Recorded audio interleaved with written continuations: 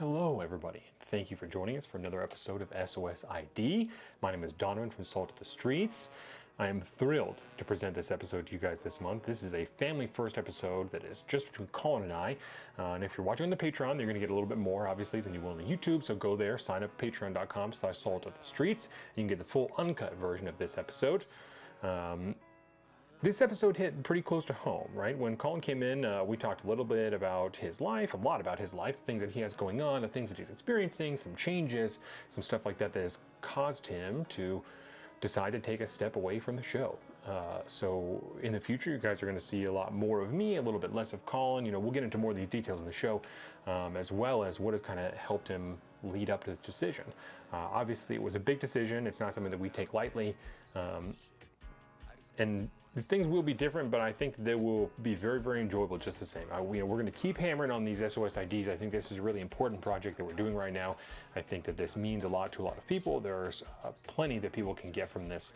I think there are a lot of men that need guidance, and that a normalization of the struggles that we're dealing with can help kind of mend some of those wounds and bridge those gaps between men themselves. As well, you know, I'm going to keep hammering on the Patreon. I still have lots of writing that I'm focusing on right now that you guys are going to keep getting. I'm going to keep doing smaller videos on the YouTube and things like that. So you will still see plenty of us, and you know, Colin is still going to be around for plenty of the bigger projects and the SOS ID. So he is not gone. It's just going to be looking a little bit differently, but it's not, this episode is not more about the show, it's more about Colin and things that he has going on, right? Because this is about him, the decisions that he's making, and what has made this necessary. So I really, really hope that you guys enjoy this. It's just another kind of peek behind the curtain of what we have going on, both in the show and in our personal lives, that I think is really important for you guys to see and for us to share with the audience. So without any further ado, I really hope you guys enjoy this, and thank you for watching. Honest conversation every time. Especially when it is small stuff. I just talked to Jordan, same deal, Friday night, right? We're talking about everything. We talked to Jordan, like, communication is like so important, you know, and I've many times described Jordan and I's style as like over communicating. We talk all day about everything, you know, that's just how we have worked it out, that it works best for us, that, you know, we're sharing things and we're coming back home and we're sharing them again, and that's just how it works for us, you know. But the consistent level of communication about nothingness and the transparency through it opens a door immediately to discussions about more complex things, because there's that barrier isn't there. You know, I know that she's going to be receptive to it, because if she's going to listen to me talk about fucking guns or Gordon Ramsay for an hour, you know, she'll definitely listen to how I feel about something. She'll absolutely listen to how my feelings, you know, or my fears, my concerns.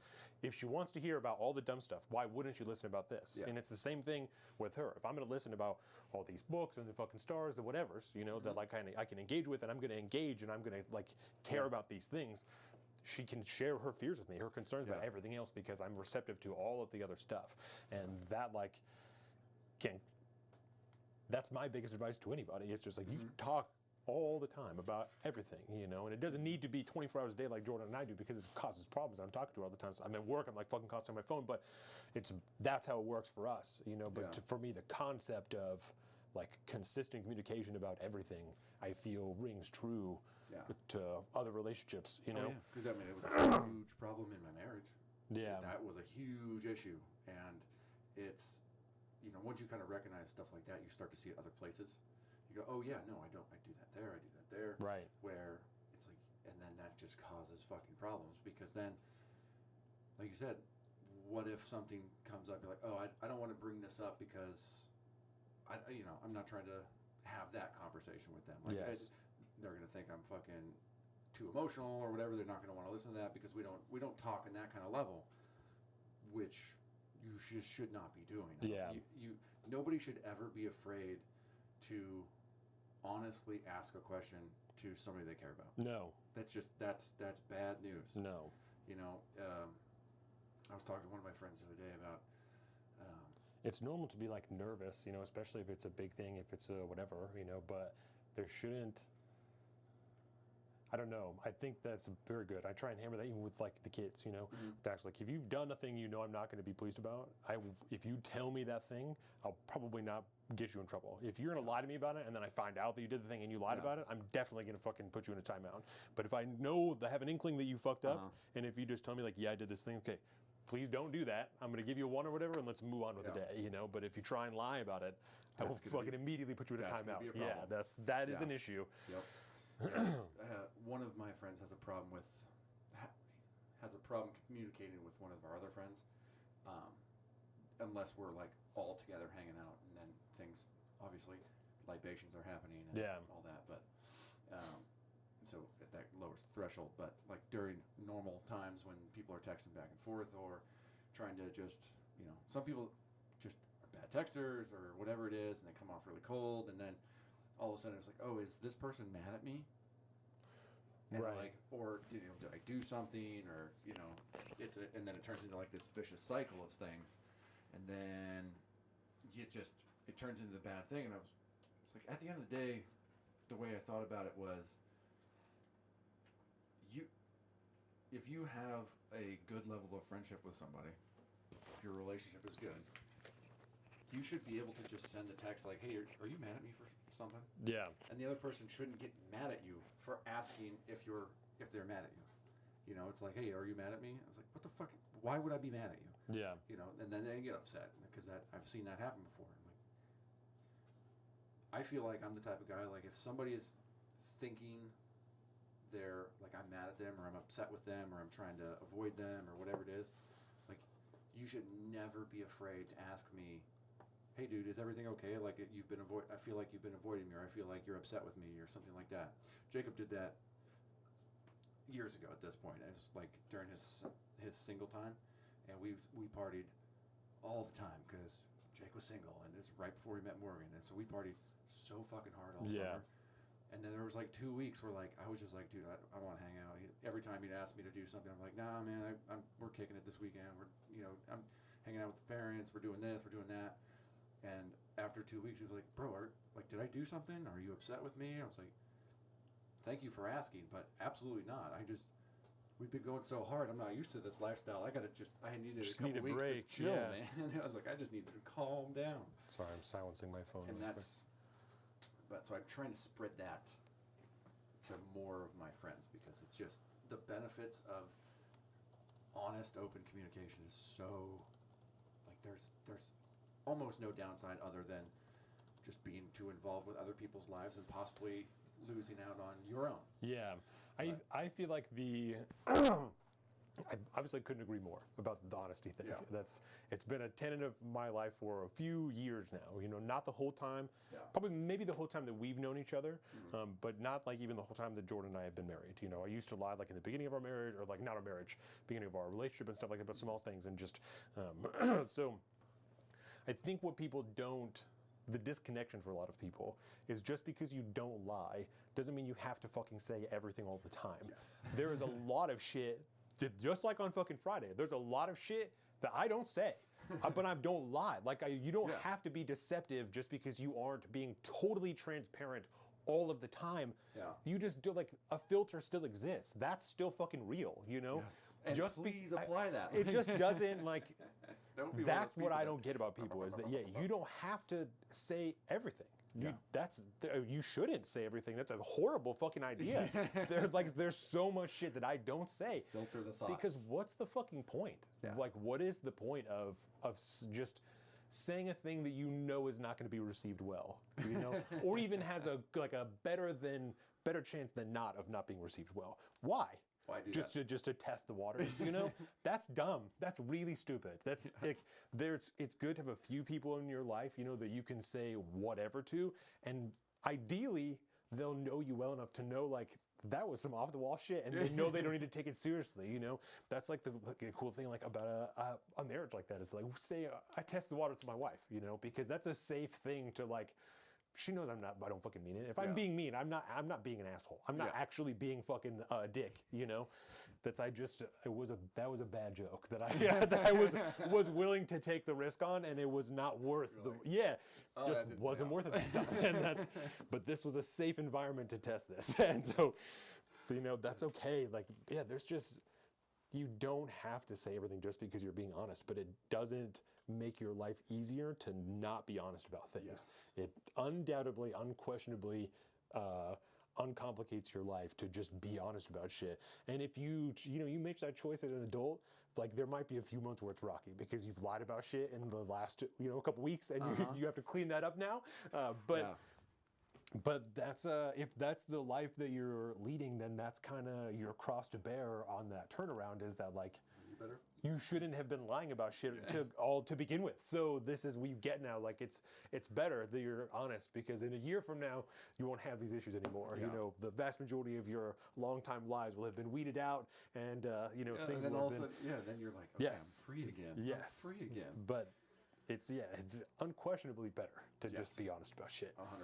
And that's, I'm working on that a lot. Mostly just trying to be honest with myself. That's been really difficult. Yeah. Trying to make, because we've talked about it enough on the show at this point, but like my life is in a very transitional period. Right. And I don't know, talking to Brian has helped on the show, because going through similar-ish circumstances at some point, and having kind of a concept of how it could work, how some people are handling things or did handle things, help you kind of think about that. And like I told you before the show, but I made a very, very impactful decision recently. Yeah. Over, lots and lots of conversations and thinking and all that stuff. And like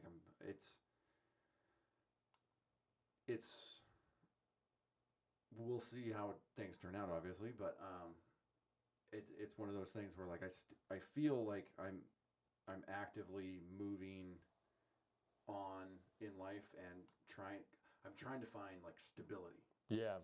I need stability in my life, and all the options that I've been going through and looking at and trying to figure out what's there, not stable, very unstable.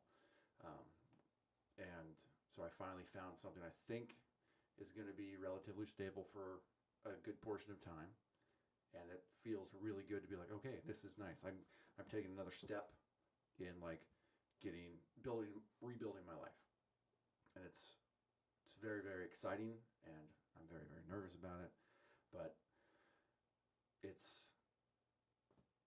been such a struggle for so fucking long.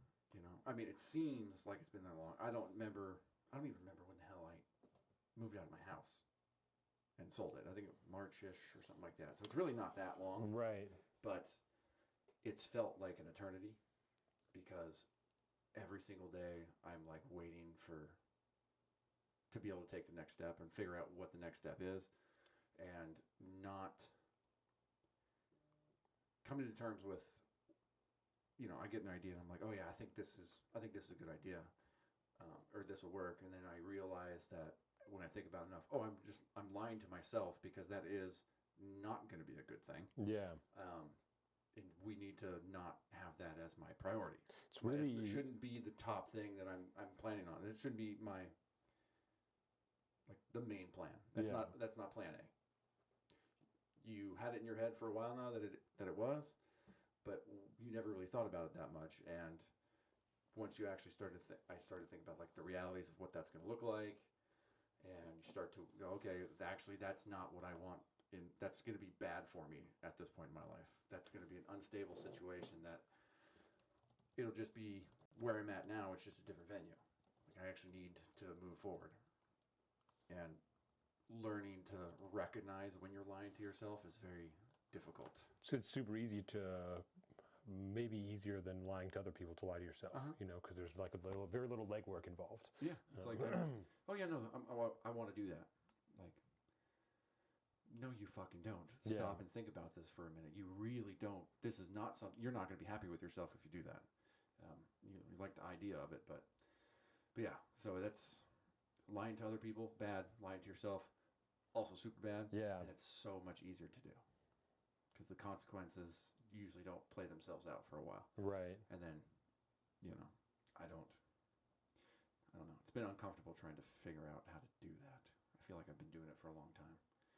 Lying to myself. Right. I mean, how long was it that I was sitting there lying to myself about like my marriage and everything being, it was a while. Right. It was a while. And once I realized that, you know, it's just been a good hindsight 2020 type of thing. Like, yep. So I'm getting better at recognizing it now, but it ain't easy, which is also probably the best time just to introduce this, but this is why this is the retirement show for me. Yeah. Because I've been lying to myself for too long about needing to do this. I need to find a thing, you know, I don't know, how did we put it when we were talking to Nils? It's like you need to find your passion or something like that. I remember the moment I was sitting here listening to you guys talk about, you know, you were talking about the show, he was talking about music, and I'm just going, I don't feel that strongly about anything. Yeah. I don't have, like, I need to do that, whether it's in my work or, you know, ideally in work, personal life, you can find the nice balance. But I was like, this hasn't been my passion and my life's passion. And the longer I lie to myself about it, it's not fair to you. It's not fair to the people that watch the show. You know, if I'm having problems creating content on time or being on schedule or something like that, there's your fucking sign. It's because you should be super into this. Why are you not? Yeah. And so ultimately, after we talked, I think you've known there's been a problem for a while with me, and because there's so much going on in my life now, and it's definitely affected the show to the point where I'm like, I'm uncomfortable doing this. It's not my life's work is not here. That's not where my passion's going to lie, and I'm not going to bring you down with that. And then we talked about it, and you were like, something's going on, and this is the time to do it.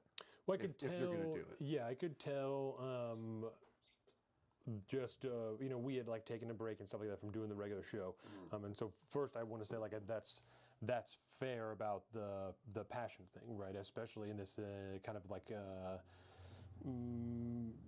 you know, wavy environment that's been created around like what we're doing, you know, and we, as far as the responsibility of like having to do this, we both had to kind of convince ourselves, certainly as far as the structure of the show, that like this is what needs to continue to happen, you know, like rigid structure and like scheduling and stuff like that, and like that's not a bad thing. I don't at all think that it's a bad thing, but totally makes sense. Only to the point that we felt like we couldn't make changes, that's wrong, because this is our thing, this is our business, this is our channel, it's our, you know, whatever level you want to talk about it on, it belongs to us the entire time. So whatever we want to do, who fucking cares? That's what we want to do. Exactly. And if you don't want to stay here and watch, then don't stay here and watch. But we can do whatever we want. We're doing our thing. We can do whatever the fuck we want here. You know. It's weird that it got to that point too, because we've changed constantly. Yes. And then, you know, and I don't know, it just used to be, it felt more constantly evolving for a while until we kind of.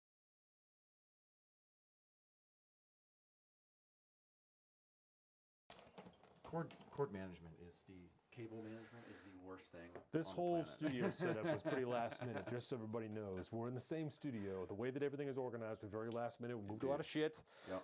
Even now I'm looking at the lighting and I'm like, this is fucked up. You gotta do something about this. It's I don't ever cared about these things. I don't ever look at the screen. It's none of my fucking problem. Now I'm doing all the things. So the producer hat is different. It's a different hat to wear. Yeah, but the structure of it, you know, like I think we both were stuck in that, which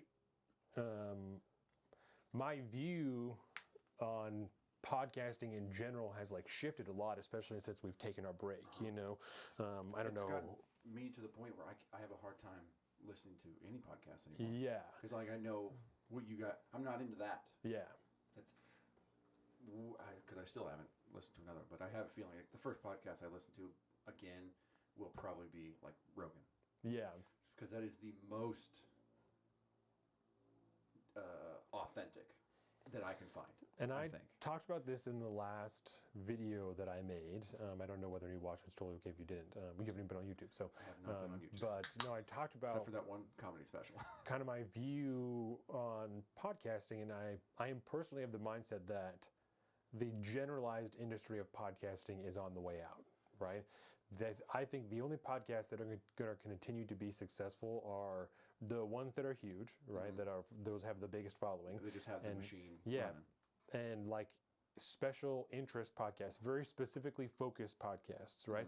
So a really good one I think I was talking to Jordan about just yesterday. There's one that I found that's called John Breaks Bad News, right? So this guy's whole jam is, and I don't know if he starts on YouTube or Instagram, whatever. I've seen him on all the things. I've seen like reels of him and stuff where he's taking emails from people of like bad shit that they need to say to somebody else that they don't want to say. And he calls that person and is like, hey, this is John from John Breaks Bad News. I just want to tell you this person. And they're not even like, a lot of times they're not even giving the real name. It's a code name, but the information is so specific that whoever's receiving it is absolutely going to know. Yeah. It's like, hey, this is John from John Breaks Bad News. I just want to tell you like anything from like your husband is cheating on you to like you didn't get a promotion. Like, yeah, anything that's just not good. And he just tells them over the phone and, like gets their reaction. And he's not like, he's just delivering bad news. He's not at all like I don't get the sense that he's like this is the juiciest fucking it's like this was a fucking good idea that is now like is amazing to watch, and he's still doing it in like his bedroom. It's like a computer setup, like in his home. Like that dude is gonna make money, and he deserves to make money because that idea is so unique that you deserve it. Like that's a fucking winner, right? But the age of people. Two guys like you and I, and I'm not using us as an example because we have a specific direction that like, this is just a generalized idea because we've gotten this complaint, this accusation, 2 or 3 guys sitting down in a room and talking about whatever's going on and thinking that they're funny. That's not a thing anymore. That's no longer are people going to get famous like that. Died pretty quick. The age of that is over. Yeah. We're done with that. Even this comedy bullshit of these people that are, there are huge comedians that are like the Fighter and the Kid. I was just listening to Red Bar yesterday. The Fighter and the Kid and like Giannis Papas, they're getting 10, 20, 30,000 views, when they have 1 million or like just 200,000 subscribers. You're getting 4% returns on your content because people don't fucking care about this, but they also don't care enough to go back and unsubscribe from your YouTube channel because once you've disappeared from their top 10 on subscriptions, the algorithm just won't. I don't even need to see you anymore. It's not even an issue for me. So that's even that day I think is over. Social feeds they do the same thing because it used to be like clips of podcasts and all the things that we were doing, like newsy type stuff. I don't see any of that anymore.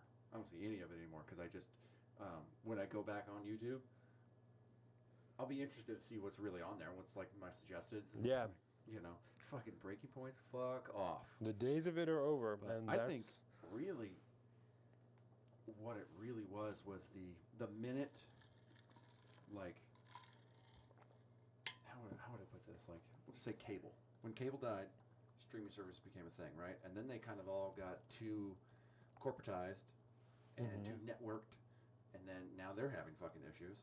And it's the same thing with podcasting. Once podcasting became a fucking industry, it was already over at that point. There was networks being developed and like these companies where they would hire talent, and then they're the ones that take care of the ads. We'll just pay you. All you got to do is this thing. Fucking Theo Von got really fucked up by one time. Lost thousands and thousands and thousands of dollars. The comedy podcast industry, it's all exactly the same recycled garbage, and it's not good quality, for lack of a better term, content. Right. Because it's all just the same recycled, corporatized bullshit. Which is what it's what the world of podcasting was created to get away from. Yes. And then they fucking the executives got right involved because they go, oh, there's money here, we're gonna make money, and then it's like the music industry. It's the same shit, man, and it takes all the heart and soul out of it. And Red Bar has been, I love Red Bar, he's been getting bigger because he's right. He's been right this entire time, and now people are finally seeing it. And one of the things he's been hitting on a lot lately is, like you're saying, the industrial aspect of podcasting, that it's like for years and years and years, all these comedians complained that they couldn't say anything. And now they've created environments where they can say anything that they want, and they're selling their content now to Netflix. Like they're now selling their items to these big companies and complaining about how they're limited in what they can say.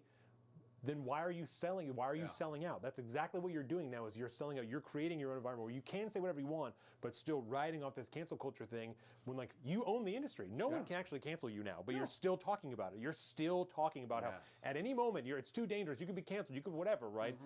But you can't because even you're independent from YouTube. You're independent for anybody. Even if you put it on there and they take away all of your ad money, which we know that it's nothing. Even if you get millions of views, the ad money is nothing. They're taking nothing from you. You have your audience. You have your network. You have this thing that you've built. So all this shit you're complaining about is not even real now. You're just, it's a false thing you're keeping up to keep popular, you know? And I don't... Because you've convinced people this is the only place that you can see us say whatever we want is right here. Except for when I put my special out and I sell it to Netflix and they let me say whatever I want. Or, why don't you just...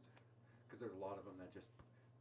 Mostly it's like the less big guys, but they'll get their buddies or whoever to film them, do their special, and then they just throw it on YouTube to just try to spread the word about them so more get their people name come out to there. their shows. And that's where that's how you make money. Yes, is getting people to come out. You want more fans so that they can come out to the shows where you make money like you normally would. I mean, there's an industry there, but also that's just the way that whole thing works. You're not reliant on ad rev and likes and clicks and garbage. It's a gross thing to have watched happen since we started this, when it was still pretty raw back then. And it was some really good shit. And now, like every single when the news, the corporate press outlets were like, we all have to do daily podcasts now in the morning. Yes. Oh. Yes. Oh, that was. Yes. Brutal. There's a sea of podcasts that you get lost in now. It's impossible to like break through that, you know, like I said, unless you're something specific, which I think is right. Like that's how it should be, you know. People need to get weeded out of there. And I think that it's important in that vein for us to like to be responsive for that, you know. That I think that the thing that we're doing, that extra long form deal, like I still think there's immense value in that. I have identified that the entire time, you know, and I've seen other people Red Bar's a great example of that, you know. That guy's doing 8-10 hour long shows that people are staying up until 4 a.m. to watch him do that, right? Live. Like, so I don't want to hear anybody tell me that you have to do this 1-minute clips and do this. Like I was talking to Riley and Brian the other day about the show and the change we're making on this type of stuff and the content, like what was bothering about it. And Brian was like, that's what you got to do. And I said, but you don't. I said, you only have to do that if your goal is to be instantly famous overnight on Instagram. I don't want that. That's never a thing that I've wanted, is to be on Instagram and to be an influencer, be doing this stuff. That's never what I've wanted. So why would I be trying to get famous or trying to get big or known in that vein? Like, I don't want that. So I want, and we've always wanted, a core group that is enough for us to continue. Like, I just want a group big enough that we can do just this thing. You know, I don't care past that. I don't care at all past that. I don't care about making more money past that or anything. I want to know that I can do this all of the time and there's value being driven from that. So I don't want to hear any of this shit about this way you have to do that. That's not true. I don't believe that. I know that it's not true, and I'm not going to be told by anybody that's what I have to do. And especially now, it's so fucking apparent that it doesn't. It was tried to get as big as you can by playing the game, so that and then some network will pick you up. And then you'll get a paycheck, and then you'll be able to do your thing, you get a paycheck, and everything's cool. Now you can make a living doing this.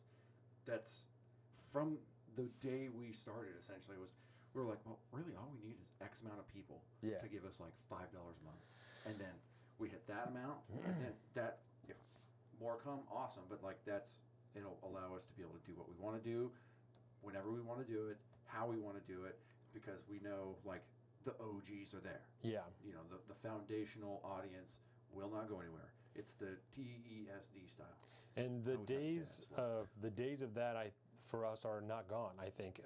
I just want to make sure that you know, I think that we just lost focus a little bit the way that we were doing that show. We were getting caught up in like covering things that we felt like we needed to cover because that's like what's in the news, and you know, people are coming here for this. And I mean, even when we're talking about like we don't need to hit these daily topics because people aren't coming here for news, then we're getting chats. They're like, no, this is where I do come for news. Like, okay, so we should, like, but if we don't want to do that, then we shouldn't be doing that because we don't actually care about this. That makes for bad video, makes for bad content for us to be doing things that we're just unenthused about.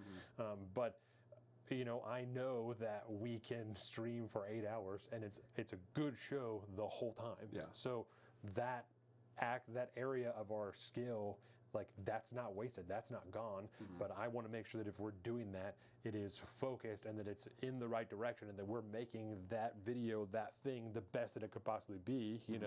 What's the point in us fucking wasting 8 hours of our time to do shit that like we don't even want to watch? We're going to talk about Israel and Gaza for yeah, the 12th time. Why would we want to do that? So I've really embraced the shifting aspect of it. I keep using the term aspect, but being able to just lean in different directions and make sure we have our stuff sorted out, because I told you I was having a difficult time even like putting together an article that was political. I just didn't care about that stuff, any of those things. I didn't care enough about to even write 3 pages. I couldn't find it within myself to care enough, which was one of the signs. Yeah. I was like, this is a problem. Right. But I have enough stuff. There are still things I want to talk about. Like I've still made videos, and when I shifted focus on writing to a fictional story that I just like cared about instead, I've got 6 quality pages of a story, that I have now that have been easy for me to write, that I've been writing like an hour or whatever a night, since last month. Yeah. So because you like and care about it. Because I care about this thing, the things that activate me when I am still listening to political stuff. Like this is worth talking about. Like this is a thing I actually give a shit about. This is worth compiling into a video that like now I have 10 things I want to fucking talk about, and I'll make an hour-long video about it. Yeah. But I don't want to. I just don't want to feel pinned down by anything, and so the trend, like just on Patreon, I've just been transparent, like this is where I'm at, I don't have an article for you, and like even when it came to last month, like I have, 3 pages of a story that is like long enough that what I would consider an article, but I don't feel like it's like enough of an actual story for it to be worth giving it to you, like, so as long as no one cares, and there's fucking 5 people there, so no one even said anything, it's like, so as long as no one gives a shit, I'm just gonna wait until next month, and then I'll give you 6 pages, and then there'll be 2 articles in 1 month, and at least it will be like enough of a story that you will not feel disappointed. It'll be coherent enough to actually intake. Yes, you won't start to get to know someone and then be like, and it's over. Okay,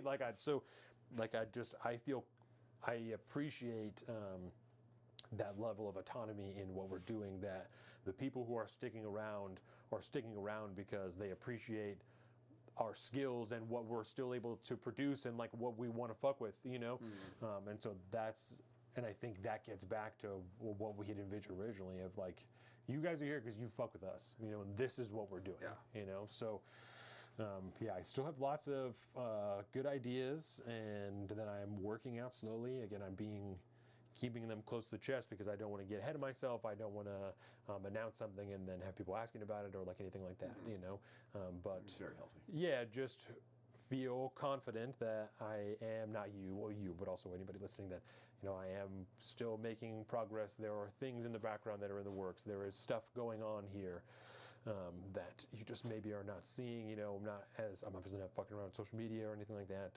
I am when we post something new. So like I've cut some clips at that episode we did with Kevin and stuff like that, and even those, like I said, I feel better about because we didn't run them through an AI program. I sat down and cut it myself, that I'm like, this is 1 minute of shit that I actually think is good from this show, that is a good kind of taste of what we're talking about, not this is what I think will get the most likes, that I think if you watch this, you'll get a decent understanding of what we talked about in the first portion of the show. That's what I want. Yes. So I don't care. Like I don't care if 7 people like it. It doesn't, as long as whoever's watching it understands this is what you're going to be getting, but in a longer version. Yes. So that's like, that's what matters to me. Yeah. So I just, I think that it's a good thing. I feel very, I still feel very good about it. That's good. Just leaning into the creativity aspect of it, Yeah, and I'm so happy to hear that, because at this point I'm so disillusioned with everything, and realizing that I need to focus on me for a while. Like, it makes me happy to know that, like, since I won't be around for that stuff necessarily, I won't be actively involved in that stuff to that, to the level we've always been. Like, I know you're gonna be just fine. Right. And you're going to shine and do all, you're still going, and it's awesome. Yeah. But And I think that it's safe to say, I don't want to speak for all I am going to, but I think it's safe to say that, you're stepping away for time, like you will continue to be involved in the bigger projects that I'm doing because I need help with these things. And there are no other people that know what I'm doing and how I'm thinking and my vision and what I'm trying to get at better than you do. So that only makes sense, to continue to do that. It doesn't make sense for me to work with anybody else in that aspect. If I need smaller help with things, there are many people who can help me with those things. But if I need, like I said, if I'm going to do anything outside of myself, that you're going to know about that thing, even if you're like, I just want to come watch, fucking for 2 hours or whatever, that's, that's still in my mind. We're too, how would I say this? We're too close of friends for that not to be the case. Yeah. Because, that would be super weird. That would be like me walking away from the show would mean like we weren't still like family, which is not right. That's not gonna happen. That's super weird. And I'm excited. I had some beautiful visions when I was watching you do bingo the other night of just how comfortable you are in that scenario and in that setting and stuff like that.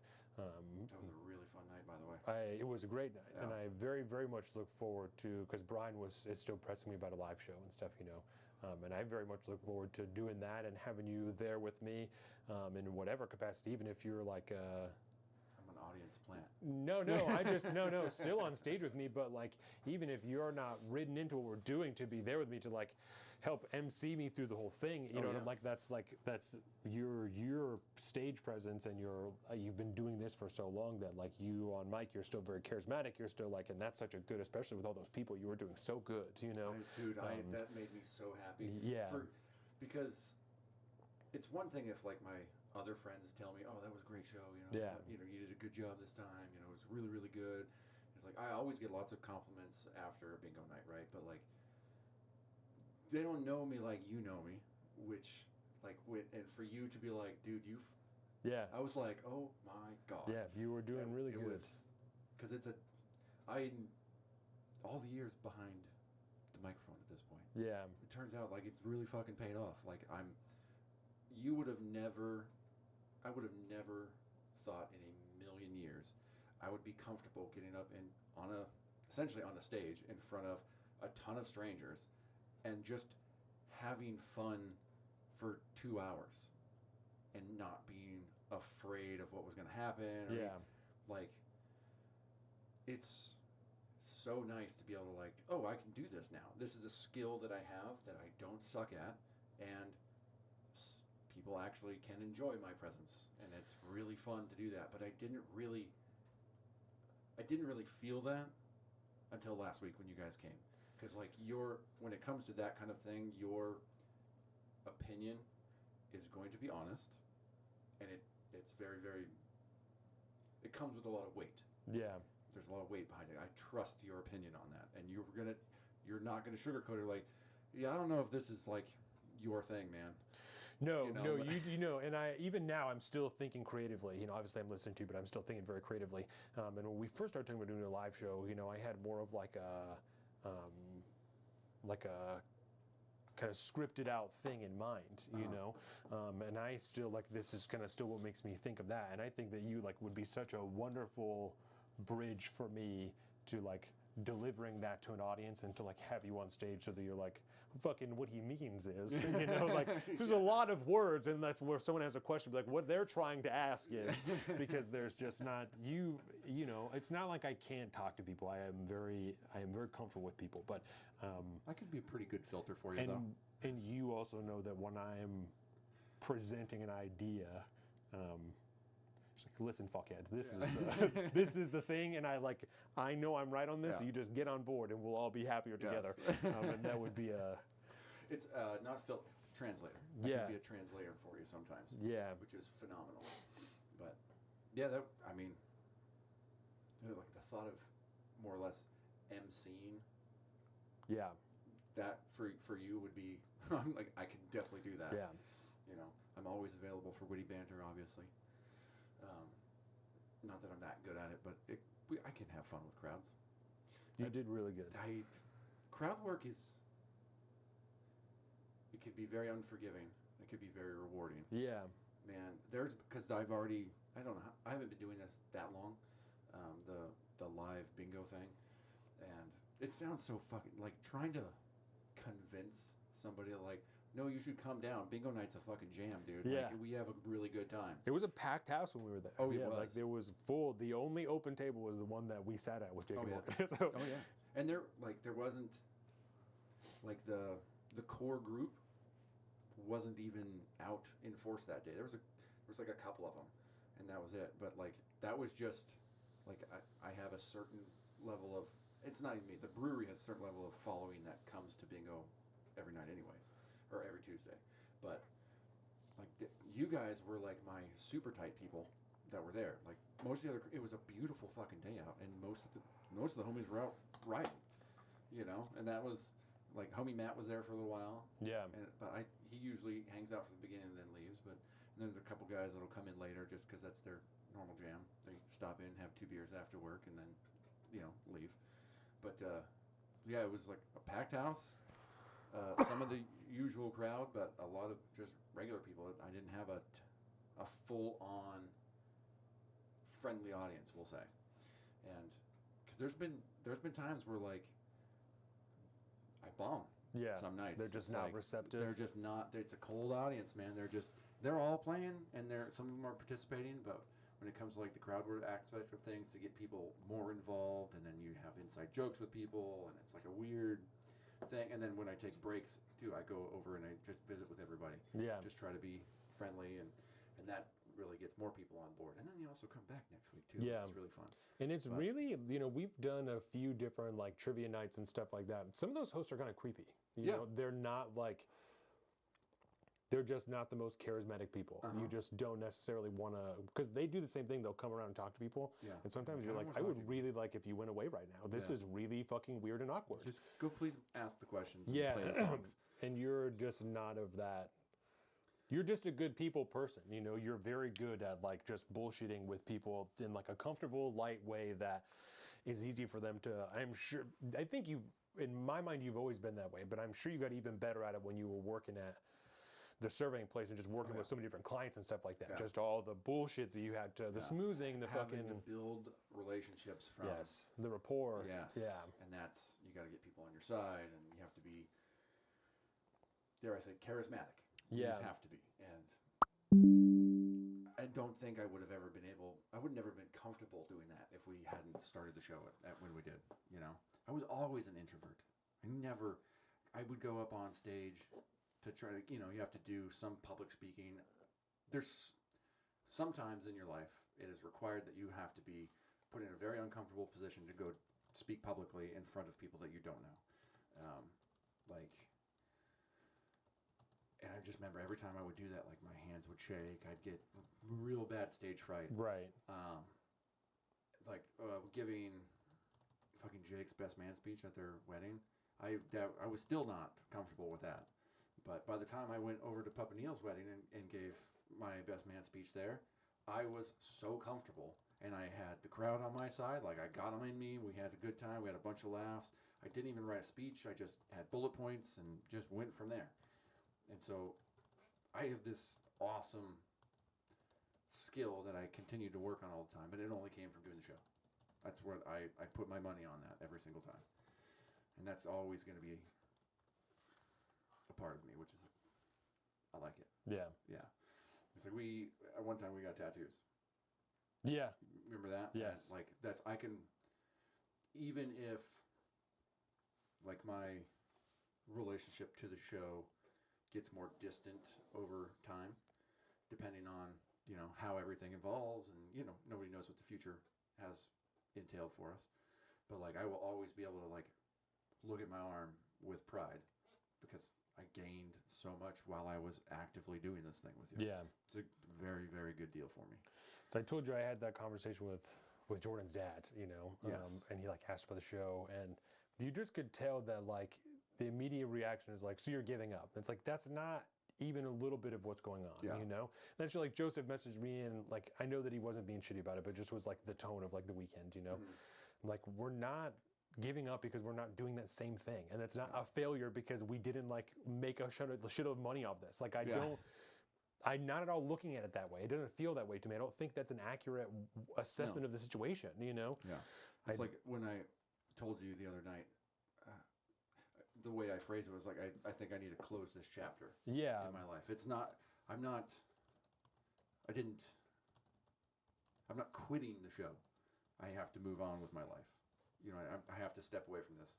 And that's, like, I don't feel like a failure for doing that. I actually am, you've helped me feel very proud of my decision because I think it's the best decision I can make, you know, and I probably should have done it at one point before. And then just lied to myself about it. Well, I don't think that you were lying to yourself necessarily. Like I said, I think that we were stuck in a thing, and I think that you are also a very good friend, and so you're, you know, doing, you know, I don't know if we ever talked about it or whatever, but whenever we like shifted creative control of what I'm doing, you know, you're being supportive. You're like, I'm going to keep following whatever he's doing. Like that's as is what you said you were going to do. So that's, you also just as like a personality trait, you know, you take on a lot of responsibility and like do things that you feel like you should do. So even if you know, don't necessarily need to be doing that thing, you will still, and that's not a bad thing. That's just you know, it's sometimes it causes you problems, whatever, but I don't think that's inherently a bad thing. It's just an aspect of your personality, you know, you're a caring person and you like to make sure people are taken care of. We just talked about that with the when you're out with Aaron, right? So that's not your job, but you still even feel bad about the next morning because you're like, I'm usually in a position to make sure I can do that, but I wasn't. Exactly. Right. Like that's not. You're not a bad person and you're not annoying or whatever for doing that. That's a good thing. That's a positive aspect of your personality that you want to make sure people are taken care of, you know? So I don't think that I wouldn't obviously I can't tell you what to do, and however you feel, there's nothing I can do to like dissuade you from that. You know, I would try and just not be hard on yourself about that because I don't think that you were lying to yourself. You know, I think that you were doing. He was doing a very Colin thing. That, you were doing what you felt like you should be doing, and I think that's, you know, part of. I feel like my job as your friend the whole time we've been friends is, you know, creating a space and opportunity to be like, it seems like you're doing a thing you don't want to be doing. Let's make sure that you still want to be doing this thing, you know, and so no, I'm very thrilled for you in the aspect or in the context that you're doing what's right for you. You are taking the time that you deserve and that you need for yourself to enjoy your life and get yourself sorted and figured out. And you know, the last thing I want you to be doing is taking part in this because you feel like it's what you should be doing. You know, I don't want that. That's not going to make me happy. That doesn't make you happy. And with that concept extends to every other part of your life that I want you to just be doing stuff that feels good to you. You know, you are in a position where you don't owe anybody anything right now. You are living for yourself, and that is, you know, I imagine the most freeing, but from what I understand is also the most difficult aspect of it, you know, that you are free to do whatever you want, but you have done things with someone else for the last 10 years. So now how do I only do things for myself?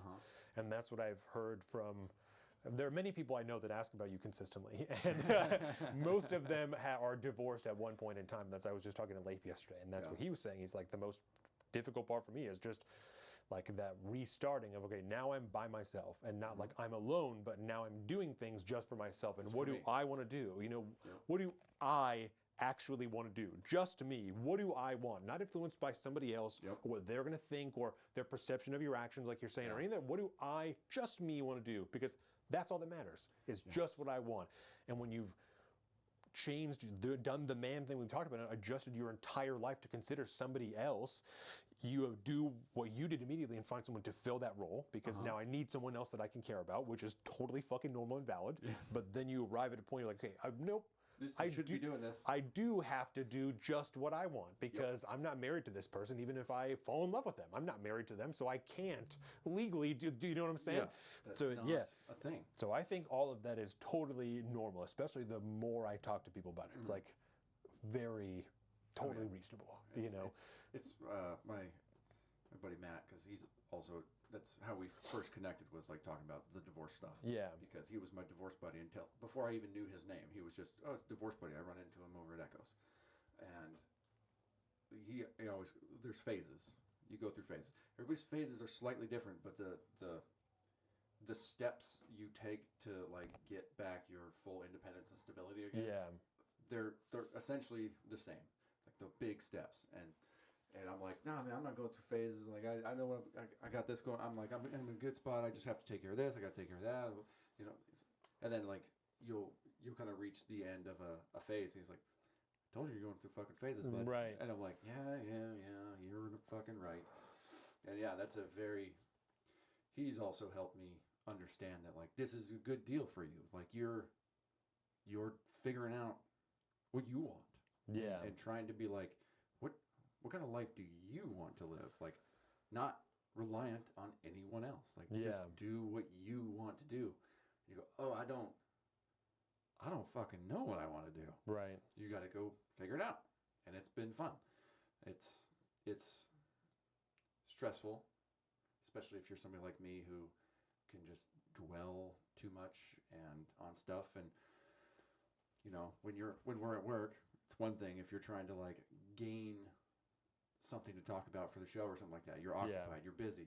When I'm not, totally, it's just me and my thoughts. Totally. And you know, me and my thoughts sometimes are not very good friends.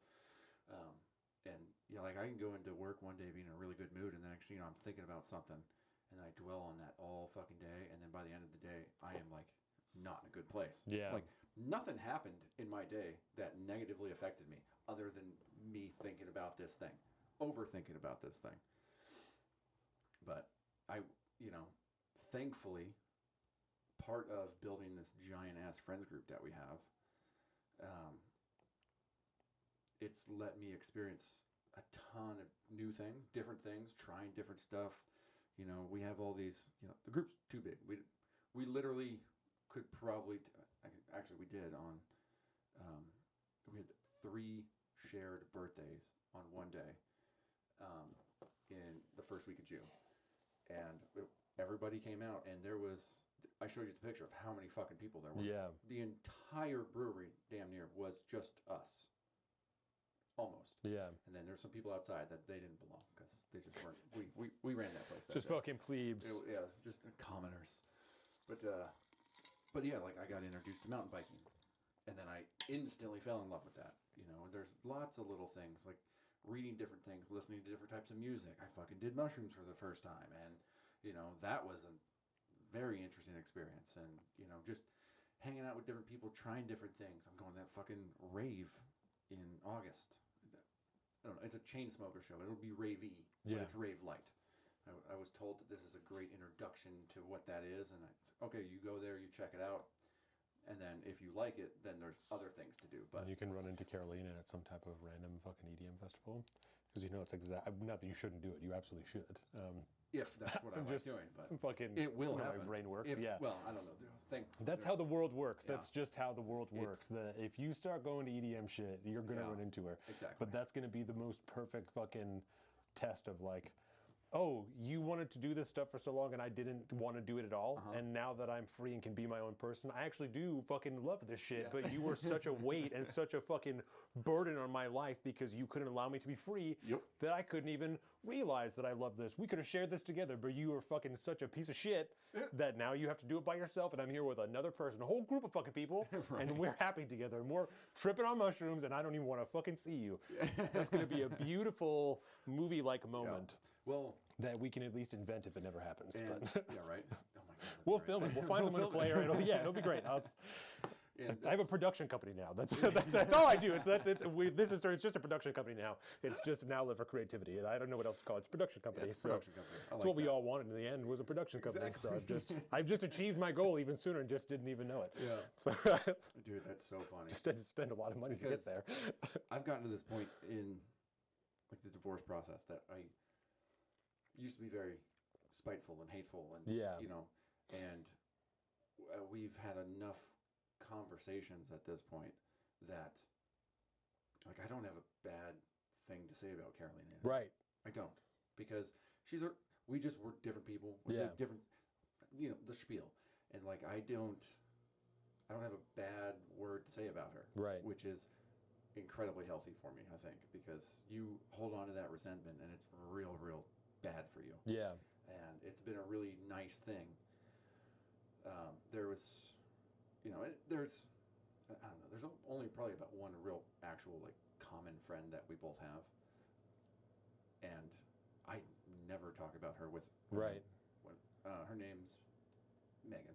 And whenever we do hang out, we never talk about her. Yeah. Which is interesting. We just, we usually talk about each other's lives, and she's a single mom and likes to, she's a very caring person, is very interested in, making sure her friends are cool and, talking them through situations, being a mom. Yeah. And so like, that's like, it never comes up anymore, and it's very nice. But in some of the conversations over this period, getting to this point, like finding out like what I'm doing and the stuff I'm the fun I'm having and the activities we're all doing and my friends group and all that, and then it's like, oh wow, I wish she would tell me like, I wish we would have done that when we were together. Right. And it's like, yeah, but there was a reason we didn't, obviously. Whatever that was, I don't know, but that's part of what led us to this point, is that we didn't do that stuff together. There were reasons for it.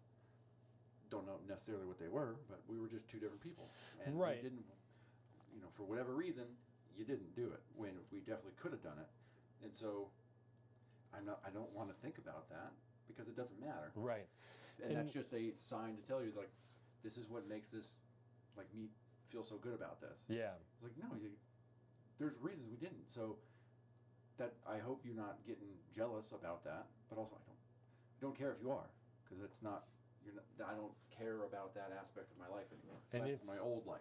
It's good, I think, that you don't have like animosity towards her, because she's not a bad person. No. Carolina's great. I never had a negative experience with her. I always really enjoyed her. Everybody that I know always really enjoyed her. Bubble of positivity. Yeah, and so she isn't a bad person. She made some horrible decisions, and acted poorly. Yep. But even through the entirety of your guys' divorce and stuff, I would talk to you, and then I would come and Jordan and I would talk, and I'd be like, it's so fucking weird because Carolina's so great, and it's like, why are you being so shitty? Like, you are great. Why are you being so shitty? Like, you're just behaving so poorly that I don't understand why someone that we all know is good, because we've all spent so much time with you and gotten to know you. Why are you behaving this way? It just was it was confusing every time, because it was so counter to who we know she is. It's, you can put two good people together, and they could be shitty together. Yeah. And I think that's exactly what this was. Yeah. For a long, and because you get married so early, and you just kind of do the thing because military, and you're moving around, and you're doing that, and you've never been married before. You're both super, super young. Yeah. And the next thing you know, you're like, well, we weren't full-grown people back then, and now we're full-grown people, and we are very, very different. We shouldn't be doing this because it just doesn't make sense. So that's been healthy for me to realize, and then now it's like it's not good to hold on to animosity. Yeah. And it's very freeing. There's been a lot of heavy burdens lifted off of my shoulders lately. Yeah. Like I'm very, very still stressed out, but life is fucking stressful, bro. If you're not trying to be a good man, life's too easy. Yes. You know what I mean? Yes. It has to be you have to do that stuff, like to bring it full circle to back where we started. That's so obviously. Yeah, if your life is easy, you're not trying hard enough. No. Yeah. Exactly. And life ain't easy, but my God, I'm having a great time right now. Yeah. I'm fucking. I don't remember last time I was like this happy. Like, it's very nice. There's stuff that goes on, and social circles have their own dynamics you have to handle, and there could be drama sometimes, and but life is not easy. Life is difficult. Right. But you could still have fun in it. And I'm actually having fun in life right now. Totally. Considering what's going on, that kind of seems crazy to me. But in retrospect, I go, no, it shouldn't seem crazy. You're actively moving forward. You're actively making steps to rebuild your life, to get back to being independent and stable. there's zero reason you can't have fun while you're doing that. As long as you're still moving forward, then good. That seems like the right thing to do. It reminds me of the Steve Ranella equation of fun, right? Like the low grade fun and the high grade fun. Yes. That like, yeah, it's your life sucks right now, but you're enjoying it. You're having a good time, and that's because the work that you're putting in, you know that you're gaining the rewards from that. Yeah. That like even if it's a slow path, you know, every time you're making another step, you're like, okay, this is happening. This is an active thing that's going on, and that's the same. You know, Steve Ranella's deal is hunting, right? For anybody who doesn't know that, so his concept is to hunting, but it's the same like. The same exact idea, you know, to hunting. That every time you miss, you're getting better and better and better because you know you fucked up, or you know, thing that you need to change in the future. Even if you're just slowly stepping towards something, it's a super shitty climb up that mountain. But as soon as you kill that motherfucking deer, you're gonna be so happy. It's like, what's the worst thing?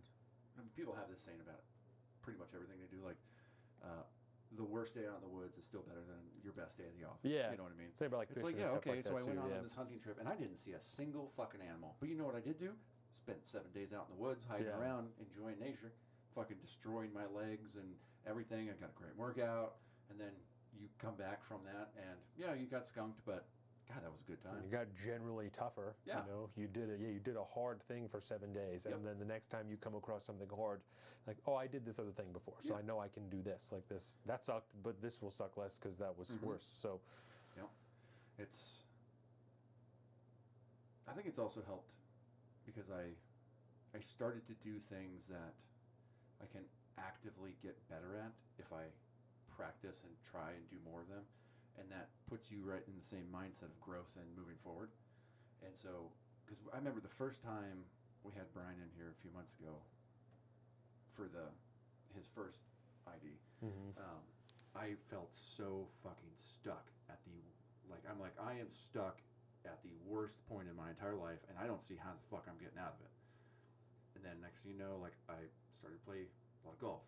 I started to ride a mountain bike, and you know, started to build more relationships, and all of those things trained me that like you can do that in your regular life too.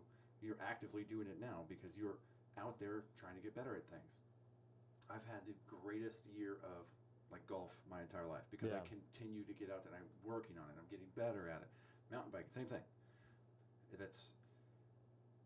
I had a little bit.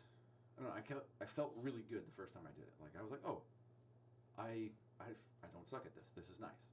And then, you know, you're going out there. Every time I go out now, it's most days, which I need to dial back because body gets sore. I'm realizing there's the fatigue thing that it's going to be problematic. But every time I go out, I progress a little bit more. Like I progress a little bit more. You work on a technique, and you're nailing it most times now instead of just a few times. And then, you know, you're taking a different run and going over a bigger jump, or I'm going to hit this berm at a higher space, or you know, cleaner, or something like that. And you're always progressing. And now, with all the other aspects of my life, I'm just trying to always progress. Sometimes you don't, but fucking shout out to Kevin. Just keep trying. Yeah.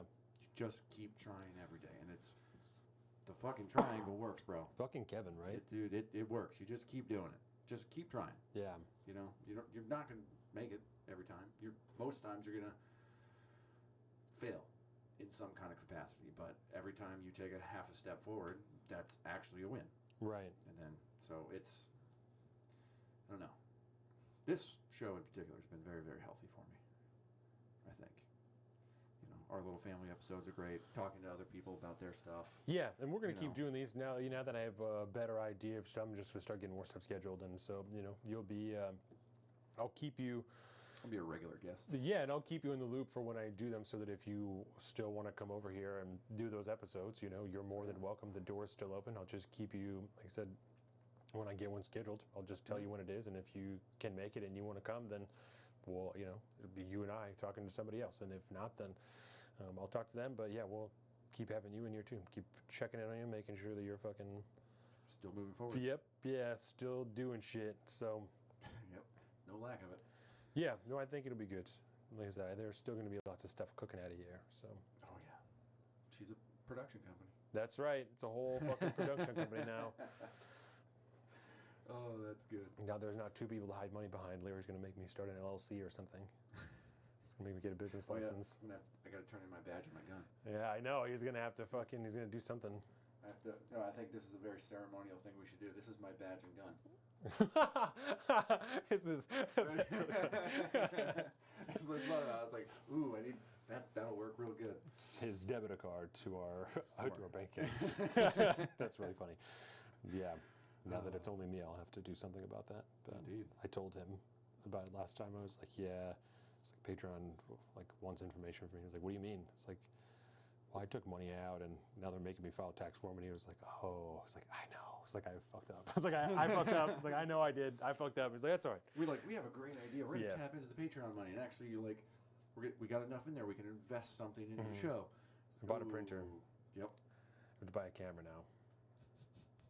Paid for Opus for a while. Yeah, I know. I'm going to have to move the rest of the money from Patreon to buy a camera. Thanks, guys. Shout out. It's going to be a sweet handheld camera for us to do man on the street and also in-person interviews, because there's some shit that I want to look into and some things that I want to do, some people I want to talk to. Expect some of that. I feel comfortable telling you that because I am going to plan these things. Expect some men on the street style stuff, just some kind of more basic, I don't want to say basic because I don't think it's basic, but there's not much basic. No, just more man on the street style stuff, talking about, stalking people. We're going to see how long we can follow someone before they notice with a camera crew. We're going to, just get some takes. I guess it is basic because I'm going to be talking to people, who are just on the street and stuff. I'm going to come up with some questions and some, I think some SOS ID style stuff as well, just to kind of get the read on people on the street, like how close are you to killing yourself? I'm not going to ask anyone that, but to get the read on people of how close they are to killing themselves, because I think there's probably, like I said, down on 4th Street like that where location is, there's a ton of foot traffic and a ton of people on the ferry and stuff like that. And if I just get a sign that's like, want to talk, some shit like that, not too open-ended because I don't want you here for an hour, but if got a minute, something like that, that's like just what's going on, and I'll have a few questions prepared to just make sure the conversation is going, but I just want to get more comfortable talking to people like that before I move on to the bigger project and I think that's have to guide people a little more, with that type of thing. Location can be pretty loose, and then I'll just pull whatever is actually good content from that, which actually is good to watch and shit, and then put that out. But also, it's just DTB, as we call it now. Other than that, from some Navy people I hung out with a couple weeks ago, downtown Bremerton is a very interesting people spot. Fuck yeah. I've been down there way more than I ever had before, and it's a very interesting spot. And there's tons of people that go down there.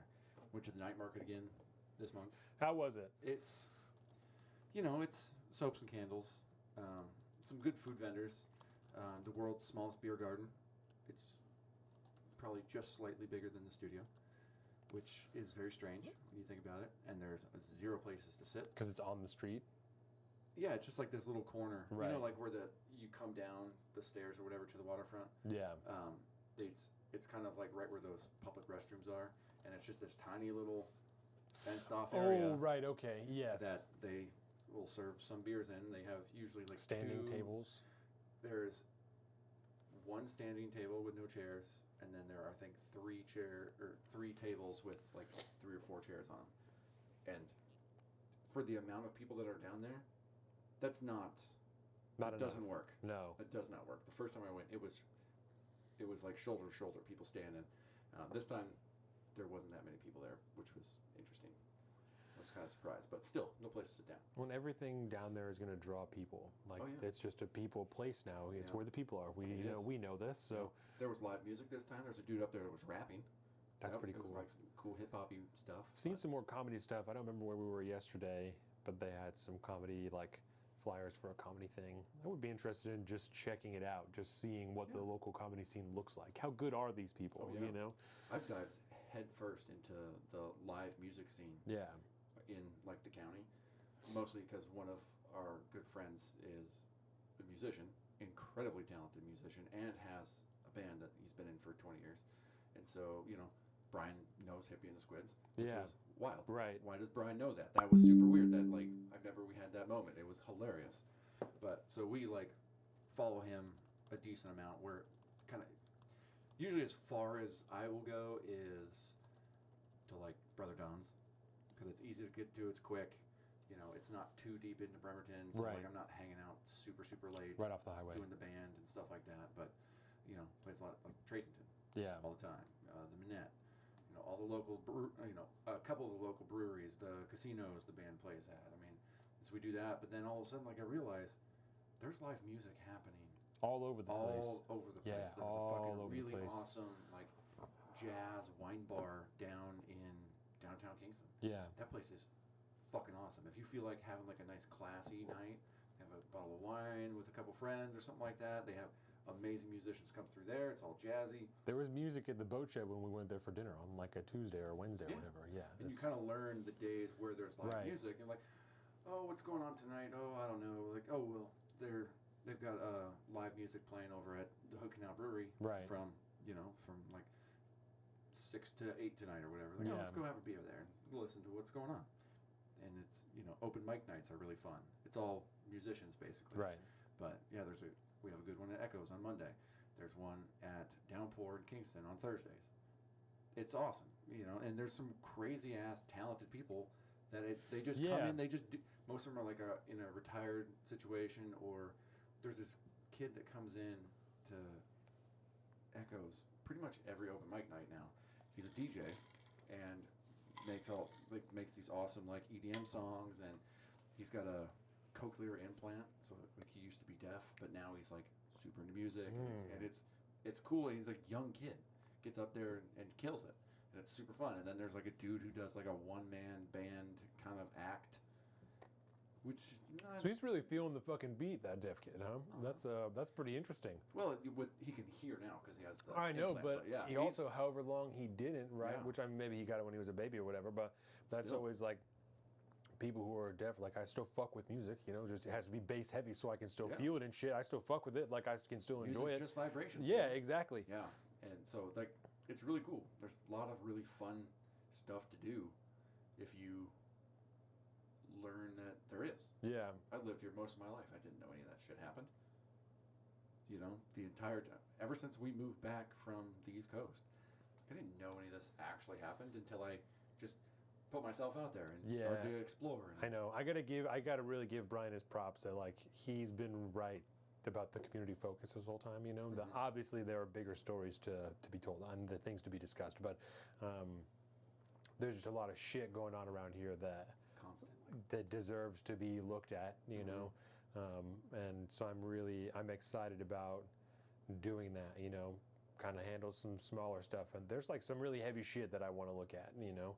But I also know that I need to really have my wits about me if I'm doing that type of thing, and like really need to be squared away. If I'm pressing Remember that one thing that we were talking about at work that one day around the coffee table? Yeah. Yeah. It was like that. It's like you were like, oh. Yeah. Oh. Yeah. I'm gonna be careful with that. And I can I can do that. But there's other things. There's a lot of big stuff like human trafficking and stuff that goes on around here. That can be very easy to like just ask the wrong person a question. So you got to just really be fucking buttoned up before you do stuff like that. So Good. Peek behind the curtain, you guys. But yeah. Well, that's that gonzo journalism stuff. That's a lot of them dudes, they went real hard when that really first took off, and they were going on all like the newsy podcasts and stuff like that. Most of them they do it for like a few years, and they're like, I can't be doing this anymore. Right. It shit gets too crazy. And at least I already carry a gun all the time. Exactly. And there's enough information online that if someone does enough research into who I am, they're like, this guy probably has a gun. Yes. So if we're gonna do anything, A cursory Google search will probably reveal that. Yep. I don't give a fuck what the law says about carrying guns at protests. You step to me, I'll blast you one. Defending myself. But I don't care. Yep. You got me fucked up. You think I'm going into a city without a gun? Yeah. Absolutely not. I don't go outside my fucking yard without a gun, you dumb bitch. Yeah. That's awesome. Yeah. There's a lot, I don't know, doesn't matter. There's the weird gun stuff going on, like in the state. Some cool shit happening on a national level too. But Nice. yeah. Well, I'm excited to hear about it when you're ready to talk about it. Yeah. we'll end on this, but they turned over the bump stock ban in the Supreme Court, and then the Firearms Policy Coalition won the pistol brace thing as well.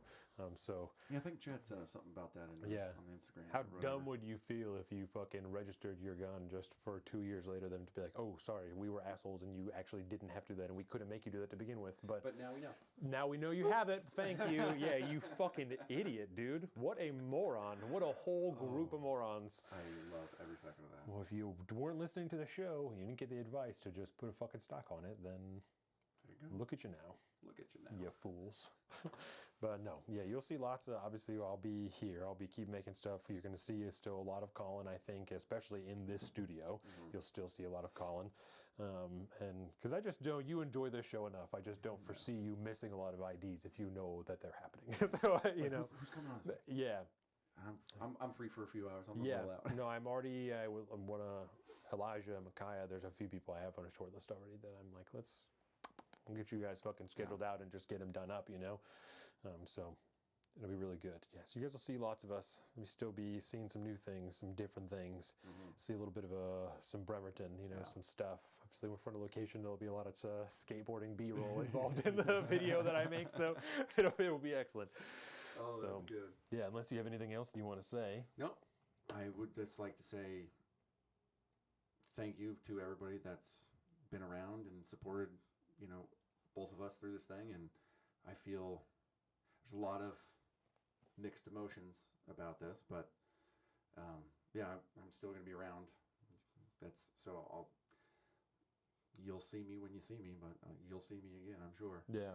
But just thank you from the bottom of my heart to everybody, and especially you. And don't leave. I know you like Colin, but don't leave the channel. No, I want to thank you. Obviously, you know, it's been fucking 5 years, 6 years, you know, and I don't think that there's another person that I could have picked to have done this with this entire time. And even now, I've told you and everybody else who's asked me, you know, what are you going to do? Who are you going to, like, no one. Don't be dumb. That's ridiculous to even conceive of, like, going back to doing the show with a different person. That's ridiculous. That seems like a laughable thing to me, to try and, I know I'm too, you know, whatever, I'm too good at this to pick a new person, you know, to be like, okay, now learn, fuck you. Yeah, no way. Train a newbie? No, yeah, if there's a new person coming on here, it's to run the shit that I don't want to deal with, and they'll sometimes talk when I let them, and that's it. If you see a new person, that is what you will see of them, is when I allow you to see them, and that is it. There is no new people here. Don't be dumb. It's so funny. I don't like so many people. Not so many because like I've talked to that many people, but like you can find someone else. No, that's dumb. That's so silly. That's very, very silly. No, it's very funny to me. But no, you're very, very valued to me and this show and this new production company that it is now. And you know, there are very little things that change for me. You know, any bigger things will still have your name under the producer logo, regardless of how involved you were. Even if you just show up to the premiere and you're like, oh, fucking, hey, look at that. You're like, I did produce this, didn't I? You know, one day we'll have a ton of money, and because you'll be getting random checks, you know, you'll show up for projects and be like, what did I hear for this? Like, no, but it's yours. Don't worry about it. Yeah, don't worry about it. You were doing your own thing, but we did a thing, and now you have a thing. So it's I feel like that last checks out. It's going to be great. Yeah. Goodbye, everybody. Thank you, everyone. And we'll see you very, very soon. Obviously, keep moving forward. Try it from a different angle. It is. Yeah, we're nailing this ending line. 6 months from now, it's going to be really fucking figured out. So, thank you, guys. We love you, and we'll see you very, very soon. Peace.